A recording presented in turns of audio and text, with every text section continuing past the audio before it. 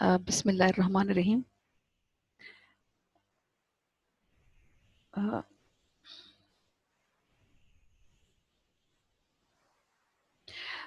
Today we are going to discuss perineal tear and episiotomy. First, brief overview of perineal tear. You know that perineal tear is the laceration and damage of the perineum, and perineum is a skin between the vagina posteriorly and rectum anus anteriorly, means that anterior border of the anus and posterior border of the vagina, the space between these two areas is known as perineum. So perineal tear is the damage of this area, and this is the most common obstetrical injury. The tears vary widely in severity. Majority are superficial and do not usually need any treatment, but sometimes it becomes serious when the patient gets third and fourth degree tears especially. When the perineal tear is given intentionally, this is known as episiotomy. This is the main difference between perineal tear and episiotomy, that episiotomy is actually the second degree perineal tear, which is given intentionally to widen the introitus. And this is perineum. You can see vagina, posterior border of vagina, and anterior border of the anus. This area is perineum. When the skin, muscle, vessels, fascia, or anything which is damaged in this area is known as perineal tear. These are the muscles which are usually damaged. This is perineum between vagina and anus, and these are the different muscles. Bulbospongiosis, transverse perineal muscles, superficial and deep, bulbocavernosus, levator ani, etc. Now, the causes can be divided into obstetrical and non-obstetrical. Non-obstetrical causes for perineal tear are rape, any type of molestation, history of fall, accidental injuries like road traffic accident, or sometimes bullhorn injuries, especially in the villages. While obstetrical causes are any difficult delivery. In any difficult delivery, we anticipate perineal tear, like malpresentation such as breech, contracted pelvic outlet, prolonged labor, operative vaginal delivery, macrosomic babies, occiput posterior delivery, precipitate labor, um, epidural analgesia, usually sometime patient gets this thing. Induction of labor, and when the perineum is rigid. RCOG have classified, this classification came in 2007. Perineal tear has been classified by the RCOG according to the severity into 4 types. First degree when only skin is damaged. Second degree skin plus muscle. Third degree when injury to perineum involving the anal sphincter complex. And then depending upon the sphincter, it is further subdivided into 3A, 3B, and 3C. 3A when the less than 50% of the external anal sphincter is involved. 3B more than 50% external anal sphincter. And 3C when both external and internal sphincters are involved. What is fourth degree perineal tear? When along with the skin, muscle, and sphincter, when the rectal anal epithelium or rectal mucosa is damaged, this is known as 4th degree perineal tear. Sometime a rare type of perineal tear can happen, which is known as rectal buttonhole.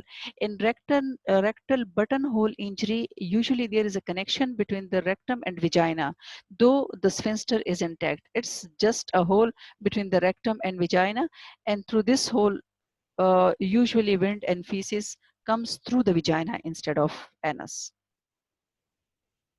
This is perineal tear, most probably first degree. This is second degree. You can see muscles are also damaged. Now, briefly, we will discuss one by one. This is first degree perineal tear, which involves the fourchette, perineal skin, and vaginal mucosa, mucosal membrane, but not the underlying fascia and muscle. Remember, when only mucosa and skin, this is fourchette, this thin skin joining the two labia minora, this is fourchette. When the mucosa and skin of the fourchette are skin of this perineum, this is first degree perineal tear.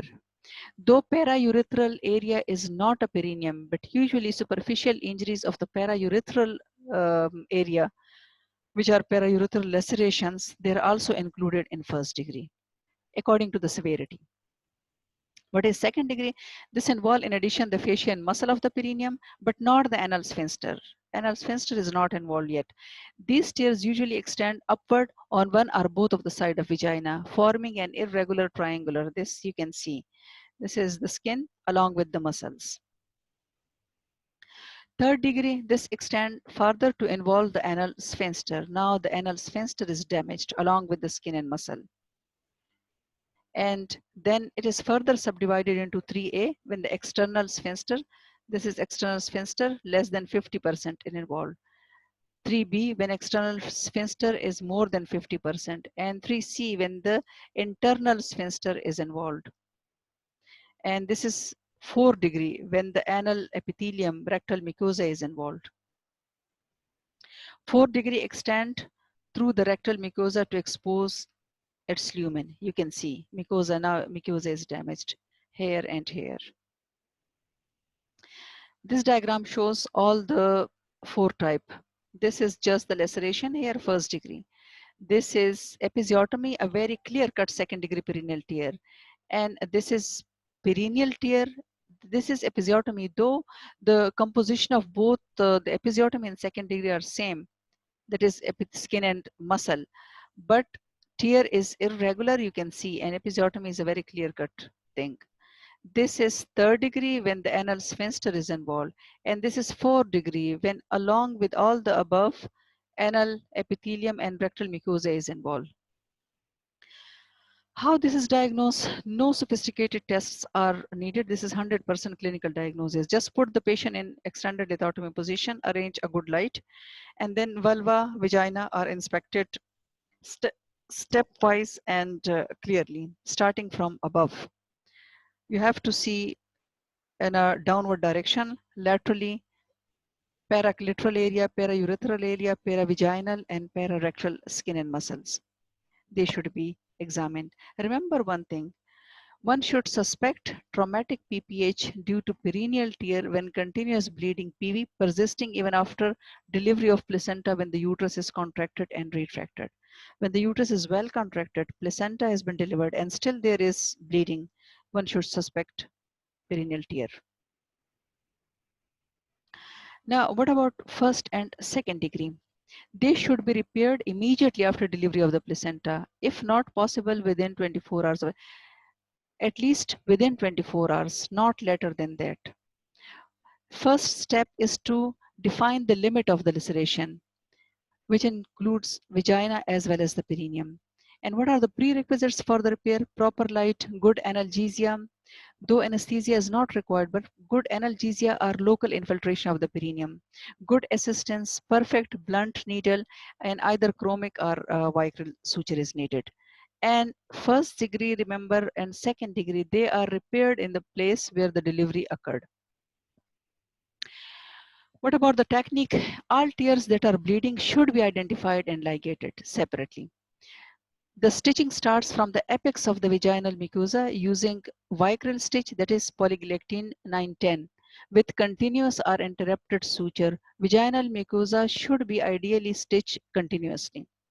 The muscles are stitched interrupted and using the same stitch with interrupted.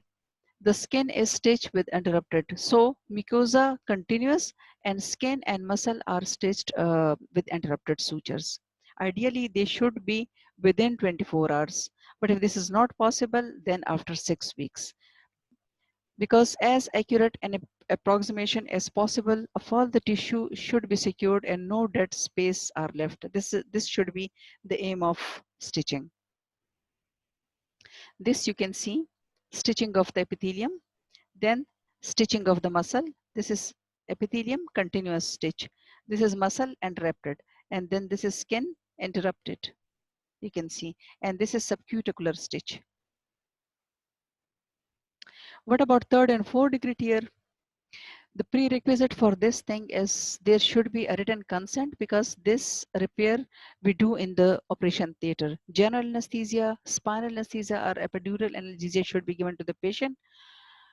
The place should be operation theater, and trained obstetrician should do this in a good light and with good assistance, and proper instrument and suture material should be present. These are the equipment and suture material for the repair of 3rd and 4th degree. Sterile wraps and gloves, needle holders, suture, scissors, tooth forceps, Alice forceps, syringes, and lidocaine, that is for the infiltration. Though usually general anesthesia or epidural or spinal anesthesia is needed, but sometime if the patient is cooperative, we can do under local as well. And these are the suture material, same, the Vicryl or catgut, 30 or 20. What is a surgical strategy for this thing? Identification of additional birth injury. This is very important. Identification of additional birth injury and exact classification of the perineal tear by means of speculum inspection and digital rectal examination. One has to do digital rectal examination and speculum examination to classify the tear, and we should search for the other injuries along with this. If necessary, first management of cervical and high vaginal tear. If there are associated high vaginal and cervical tear, they should be dealt first and then come to the perineal tear. For 4th degree repair, anorectal epithelium with atraumatic 30 and 20 suture should be done first. If there is a 4th degree tear, which means that there is damage or tear of rectal or anal epithelium, then that should be done first with 30 or 20. If the edges of the torn internal anal sphincter can be identified, approximate the edges with atraumatic interrupted mattress suture, preferably 30. Identification of the edges of the external anal sphincter and gripping them with Alice's clamps. Suture of the external anal sphincter muscle with atraumatic U sutures, preferably with thread 20. And there are two methods for the repair of the external anal sphincter, either overlapping technique or end-to-end. If you want to make it more strong and powerful, we go for overlapping. When obstetric anal sphincter repairs are being performed, the burying of the surgical knots beneath the superficial perineal muscle is recommended to minimize the risk of knot and suture migration to the skin. So the knot and the suture, this should be buried under the skin. And layer by layer management of the perineum should be done. This is end-to-end anastomosis of the external anal sphincter. Just we stitch these two areas. And this is the overlapping technique. They are overlap and then they are stitch. This is how it is done. The same thing, the 3rd degree tear, skin, sphincter and muscle. What about the post-operative management? Broad spectrum antibiotic is usually recommended after the repair of OASIS, which means obstetrical anal sphincter injuries, to reduce the risk of infection. Post-operative laxatives are given. Sits bath are advised. Patient is asked to sit in the lukewarm water along with some antiseptic solution thrice a day for 10 to 15 minutes. Analgesics are given, laxatives are given, and after 6 to 12 weeks of repair, physiotherapy is advised. And she is advised to come after for the follow-up visits after 6 weeks or 4 weeks, depending upon the protocol of the hospital. What about the recommendation for the subsequent deliveries? Proper counseling should be done about the risk of developing anal incontinence or worsening symptom with subsequent vaginal delivery. So what we have to do for the prevention, liberal use of episiotomy, proper conduct of second stage of labor, and perineal support during the second stage of labor. But the most common strategy for such patients are elective cesarean section. Elective cesarean section should be offered to all these women who have previous 3rd and 4th degree tear. The above prevention are mainly for 2nd degree tear. For 3rd and 4th, usually we advised, not usually, always we advised elective cesarean section. And especially if she is having persisting fecal incontinence, reduced sphincter function, and suspected fetal macrosomia this time. These are the sequelae of obstetric perineal laceration: chronic perineal pain, dyspareunia, urinary and fecal incontinence. These are the complications. So conclusion are that these are more common in primigravida as compared to the multigravida because, because of the tightness of the perineum. Gross injury is due to mismanagement of the second stage of labor. After vaginal birth, a third and fourth degree perineal tear must be excluded. Perineal tear should be repaired immediately after delivery of the placenta. Clinicians should be aware, however, that risk factors do not allow the accurate prediction of obstetrical anal sphincter injuries. Though we have to exclude the risk factor, but it's not 100% that in the presence of risk factor, the patient will have these tears. Now, what about episiotomy? How does an episiotomy differ from a tear? Uh, a tear happens spontaneously as the baby stretches the vagina during delivery, during birth. An episiotomy is a cut made by a doctor into the perineum and vaginal wall to make more space for the baby to be born. It is possible for an episiotomy to extend and become a deeper tear. Sometimes the episiotomy become a tear, but episiotomy is an intentional cut into the perineum to make it void. Episiotomies are done with your consent. Prior to episiotomy, patient knows that she's going to have this thing. So it is given with consent, normally using local anesthetic in the room where you had your baby. This is how episiotomy is given. You will pass your two finger into the vagina between the vagina and the presenting part and the scissor, and these are the different type of episiotomy: median, mediolateral. We'll discuss them one by one. What are the objectives of episiotomy? To enlarge the vaginal introitus, to facilitate easy and safe delivery of the fetus, spontaneous or manipulative, to minimize overstretching and a rupture of the perineal muscles and fascia to reduce the stress and strain on the fetal head.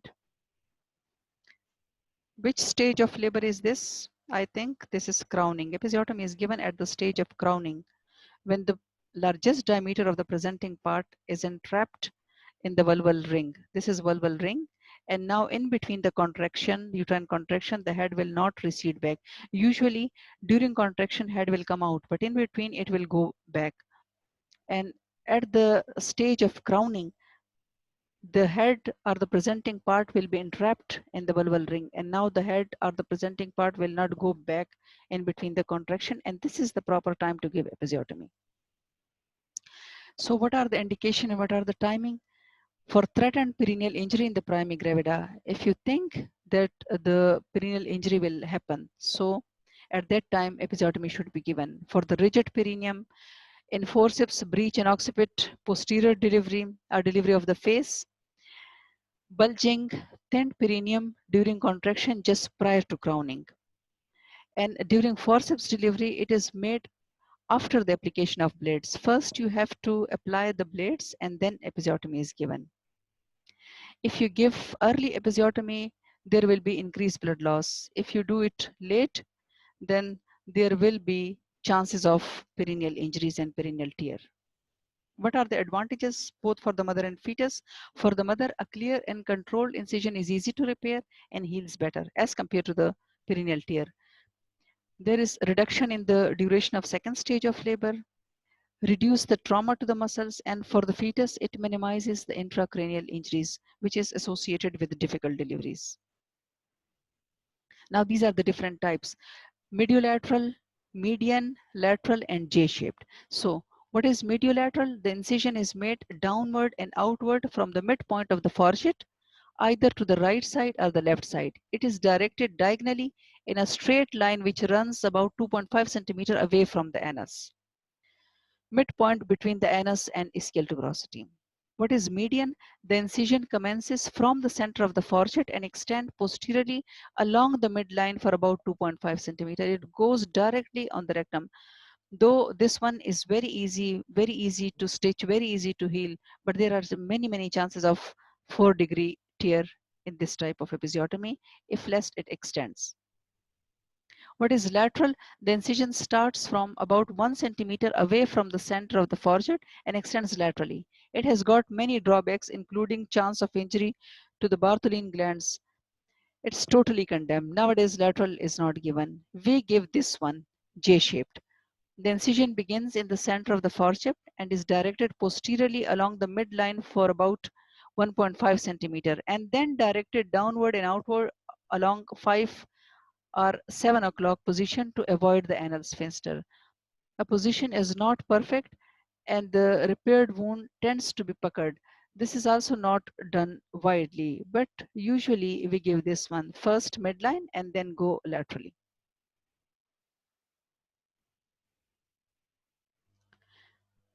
This is midline. This is mediolateral. Sorry, we give mediolateral. I was talking about this one. This is median. This is mediolateral. We give this one. I'm sorry. And this is J-shaped. In J-shaped first, totally median, and then this. This is not a very good one. We give this one. These are the merit and demerits of different types of episiotomy. For example, median and mediolateral. We give mediolateral. The merits are muscles are not cut, blood loss is least, repair is easy, post-operative comfort is maximum, healing is superior, wound disruption is rare, dyspareunia is rare. What are the demerits? Extension, if occurs, may involve the rectum, as I have told you already. Not suitable for manipulative delivery or in abnormal presentation or position. As such, its use is selective. What about mediolateral? The merits are relatively safer as compared to the median one from rectal involvement, from extension. If necessary, the incision can be extended. And what are the demerits? A position of the tissue is not good, blood loss is more, post-operative discomfort is more, relative increased incidence of wound disruption, dyspareunia is comparatively more, but the chances of third and fourth degree are uh, rare in this type of, though they are very common in this type of episiotomy. This is first infiltration of the perineum is done with the local anesthesia, and then scissor is introduced and perineum is cut. This is median, this is lateral, and this is mediolateral, either toward the right or toward the left. That is 5 o'clock position or 7 o'clock position. Step 1. Preliminaries. The perineum is thoroughly swabbed with antiseptic solution first. Then perineum is infiltrated with the local anesthetic with 1% solution of lignocaine, 10 ml. Step 2, two fingers are placed in the vagina between the presenting part and the posterior vaginal wall. The incision is made by curved or straight, blunt, pointed, sharp scissors, which is known as episiotomy scissor, and I hope you all must have seen it. One blade of which is placed inside, in between the finger and the posterior vaginal wall, and the other on the skin. The incision should be made at the height of the uterine contraction. Remember this thing, that not between the contraction, at the time of the height of contraction, episiotomy should be given, because at that time an accurate idea of the extent of incision can be better judged from the stretched perineum. Deliberate cut should be made starting from the center of the forehead, extending laterally either to the right or to the left. It is directed diagonally in a straight line which runs about 2.5 centimeter away from the anus. The incision ought to be adequate to serve the purpose for which it is needed. The bleeding is usually not sufficient to use artery-forceps unless the operation is done too early or the perineum is thick. Usually there are no such bleeder which are to be clamped. Just put a pad and the bleeding will be controlled. These are the structures which are cut in episiotomy: posterior vaginal wall, superficial and deep transverse perineal muscles, bulbospongiosis, and part of the levator ani. Fascia covering those muscles, transverse perineal branches of pudendal vessels and nerves, and subcutaneous tissue and skins. These are the composition of episiotomy. You can see the different muscles, the nerves and the muscles, bulbospongiosis muscle, and bulbocavernosus, bulbospongiosis, levator ani, these vessels. Step 3, this is the timing of repair. The repair is done soon after expulsion of placenta. Remember this thing. As soon as the placenta is delivered and uterus is well contracted, bleeding is stopped, one should start repair. If repair is done prior to that, disruption of the wound is inevitable. If subsequent manual removal or exploration of the genital tract is needed. So before the expulsion of placenta, repair should not be done, because sometime if placenta is retained and you have to do some manipulation, then again there will be disruption of the stitches. Oozing during this period should be controlled by pressure with a sterile gas swab, and bleeding by the artery forceps sometime. Early repair prevents sepsis and eliminates the patient's prolonged apprehension of stitches. Repair is done in 3 layers. The principle of repair are perfect hemostasis to obliterate the dead space and suture without tension. This should be the aim, to secure hemostasis, obliterate the dead space, and suture without tension. There should be no pain, no dyspareunia. And what about the layer? The repair is to be done in the following order. First, vagina and submucosal tissue, then perineal muscle, and then skin and subcutaneous tissue. These are the 3 layers. So this is episiotomy. First, vaginal skin or vaginal mucosa continuously, then muscle, and then the skin, and this is the final shape, this mediolateral episiotomy. This is left-sided. We can, our routine is to go toward the right. This is left-sided. What about post-operative care? Proper dressing and proper comfort should be given to the patient in the form of magnesium sulfate compression dressing or infrared heat, ice pack, proper analgesics, proper ambulation should be advised. Patient should be advised to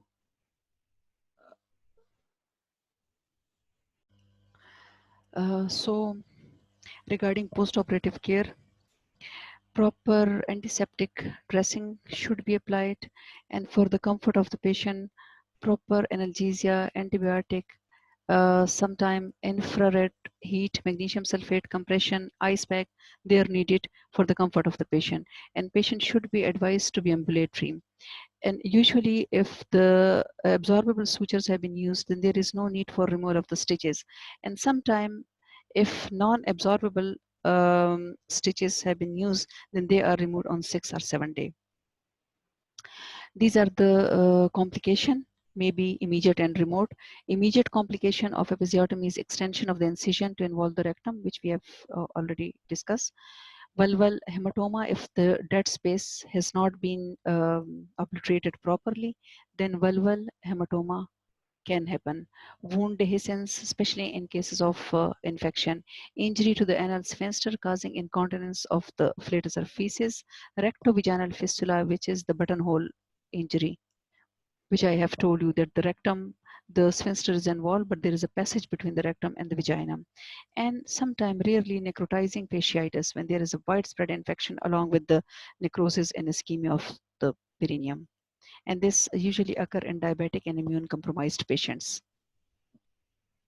And infection, the most common complication of this is infection. What are the signs and symptoms of infection? When there is a throbbing pain in the perineum, when there is a rise in the temperature, when the wound area looks moist, red and swollen, and if there is offensive smell and offensive discharge. What about the treatment? To facilitate the drainage of the pus, if there is collection of pus, first it should be drained.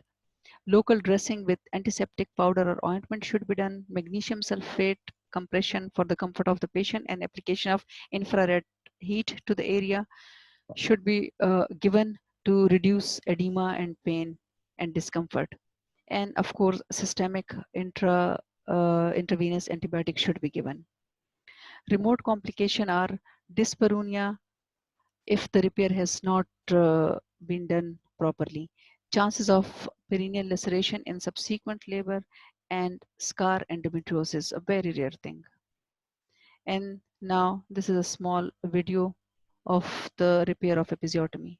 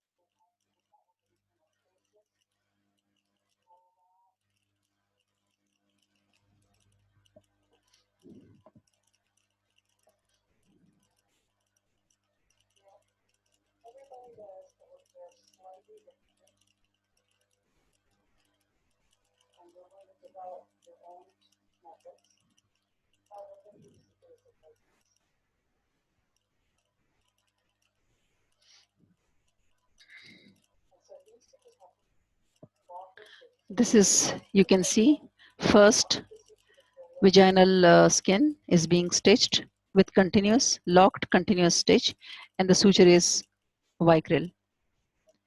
Locked, this is locked and continuous. Needle holder and the tooth forceps.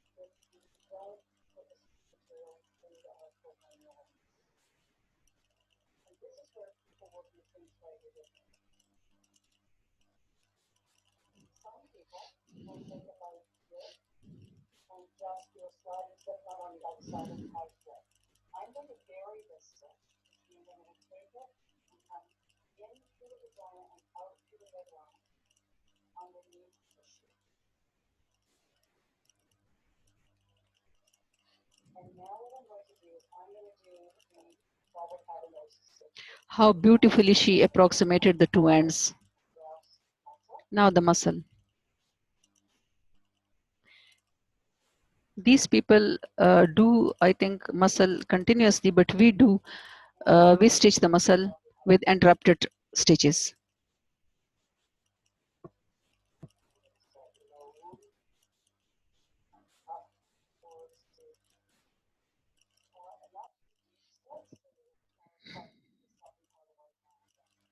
Muscle should be stitched quite deeply to obliterate the dead space.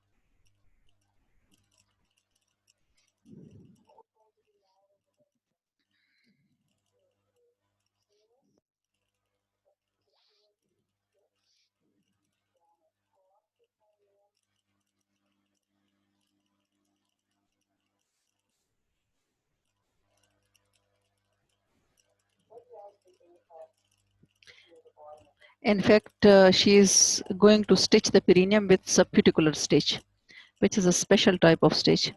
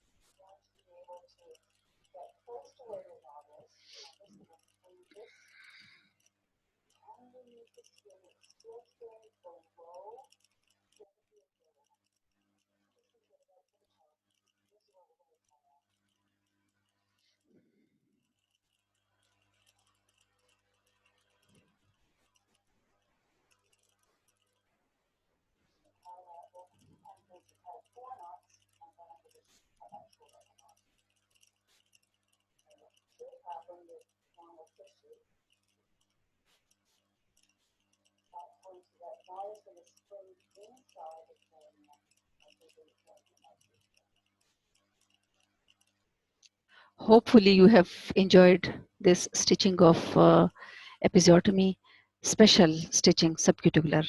And bye. Allah Hafiz.